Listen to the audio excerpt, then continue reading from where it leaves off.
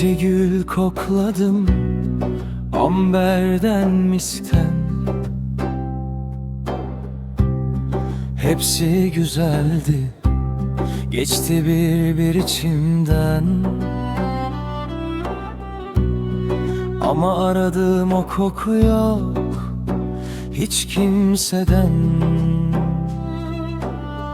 Gül bile doldurmadı senin yerini. Ay bile tutmuyor senin yerini. Sevginin en derinini tattım ben, inan. O bile doldurmadı içimdeki yangını. Yerin hiç dolmuyor sensiz an be an.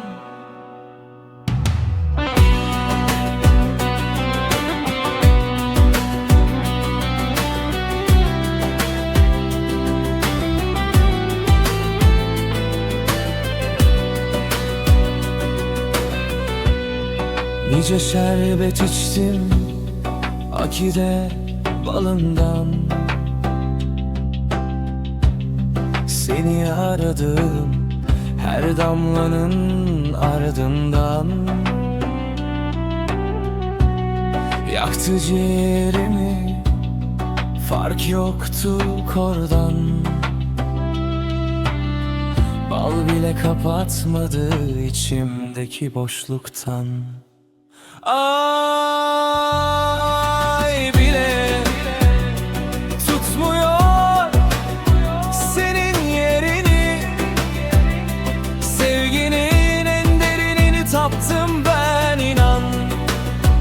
O bile doldurmadı içimdeki yangını. Yerin hiç dolmuyor sensiz an be an. Köprü yaramadık, yer bırakmadım. Sormadığım memleket kalmadı ardımda. Her gece mehtaba sendi yaktım. Ay bile tutmuyor senin yerini.